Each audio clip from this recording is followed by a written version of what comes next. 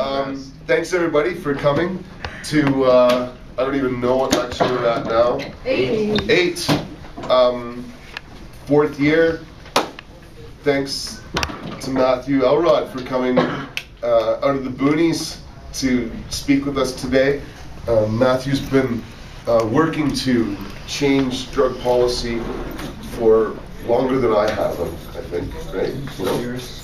You've probably been a bit longer. Oh, 12. Okay, I thought it might have been a little bit longer. It seems like he was already working in the field when I started in my van, but stand corrected. Really, Matthew's experience working on the internet in particular has complemented the frontline activism that crazy buggers like me get into, and it's been wonderful to work with Matt over the years, and I'm really glad that he's here to share his story and sort of continue on almost with phase 2 of last week. We did a class on cannabis activism, and so this really will complement that. So again, thank you so much, Matt, for coming. Thanks for having me, Jen.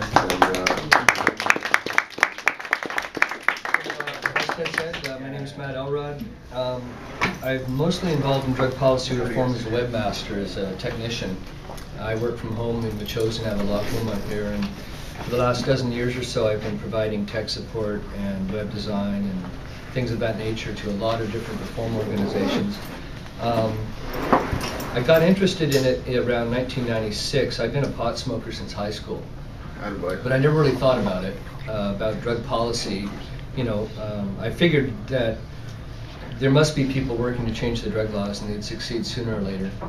But when I got on the internet around 1996, I explored what some of these groups were doing, like Normal, Drug Policy Alliance, MPP, and concluded they'd never succeed if I didn't help them.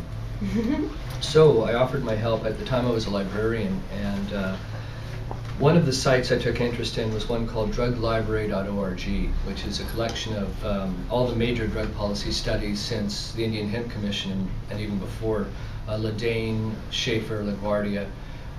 Over the years, governments have commissioned these studies to review drug policy, and they invariably come back and say the drug war isn't working, it's time we reform drug laws, and governments invariably ignore them. Most recently, there was a Senate committee report here in Canada that recommended cannabis be legalized, and it was shelved next to the Ledane Commission.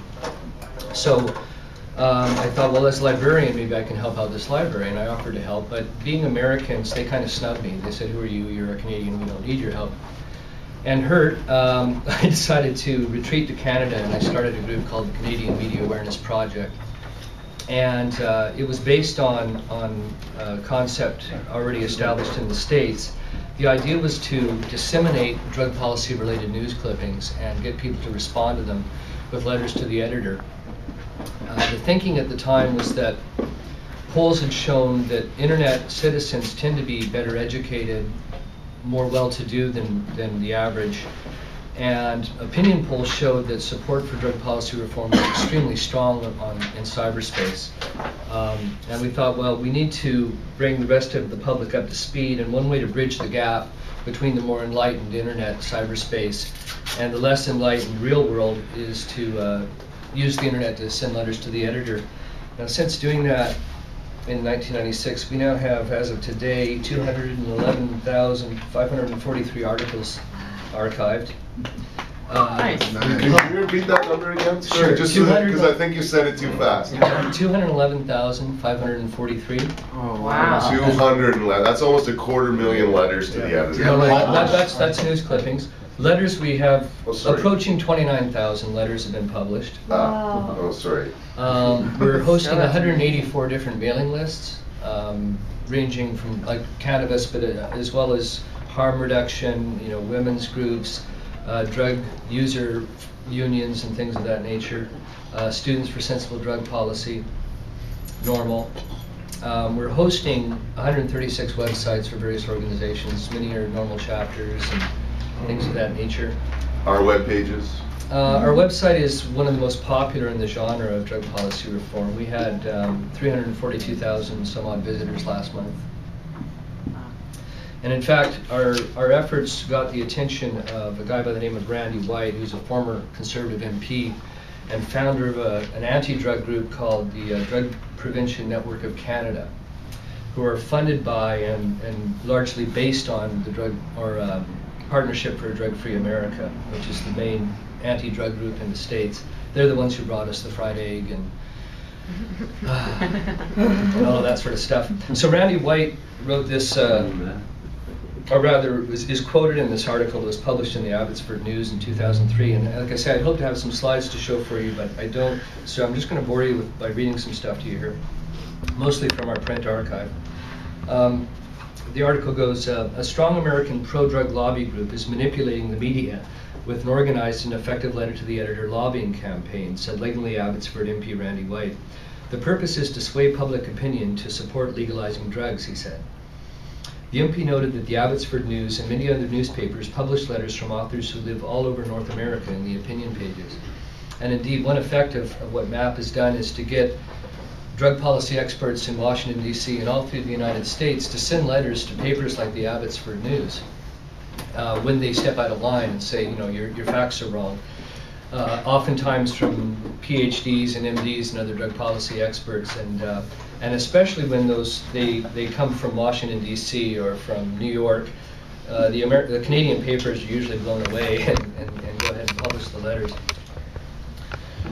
Many of those letters to the editor are not truly representing the public opinions of residents in our area, said White. And he's right, they're not. Those letters are basically providing free advertising to this lobby group that wants drugs legalized. The Media Awareness Project is headquartered in California and states that its mission is to inform the public and promote balance in media coverage about drug policies. The website offers an extensive letter to the editor archive, which claims that the estimated value in free advertising of those published letters since 1996 is $12.7 million. That figure is actually more than double now. And the way we arrived at it was figuring out how much it would have cost us to get that much ad space in those papers, the actual amount of ink, averaged over, you know, the various circulation of the papers, so New York Times, Chicago Tribune, etc., versus the small ones. Drug activists can click on these published letters, retrieve them, and find the email address of the newspaper they want to target. The MAP organizers of the website explain how activists can be more effective. A letter a month, that's all we ask, suggests the group, adding that many people publish in major newspapers in the country. Each of these published letters are effective ads for reform, and combined are valued at millions of dollars in advertising.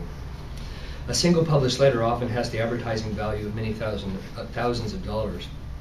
The newspaper targets include such diverse publications as the Chicago Tribune, LA Times, the Maui News, and three of the most successful letter writers identified with MAP include Robert Sharp, 962 letters, these counts again are rather old, Alan Randall, 234, and Kirk Muse, 223.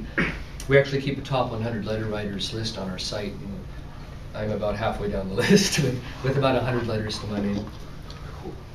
Letter writer Alan Randall, who lives in Victoria, for example, was published in the April 19 issue of the newspaper. His letter was entitled A Media-Driven Conspiracy. Sharp, of Washington, D.C., published a letter called It's Prohibition That's Deadly on February 6, 2003. White said the public needs to be aware that this lobby group is very powerful and influential. I like that. That's what's going on, said White. These letters are the opinions of people who do not necessarily represent the majority of the population. These guys are very effective, and they're foisting it upon an unsuspecting public.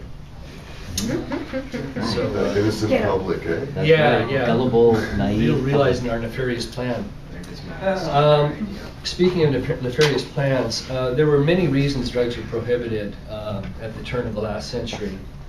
Racism, fear,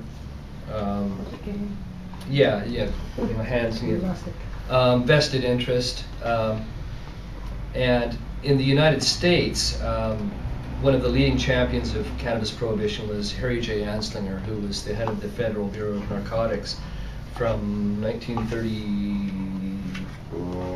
25 to 65, 28 to the mid-60s, when he finally retired. He was the drug czar. 38 years. Yeah, under like 4 or 5 presidents. And he was a bit of a fanatic. He, in concert with Hearst newspapers, published all kinds of yellow journalism around the time of Reefer Madness in the early 30s. that attributed acts of violence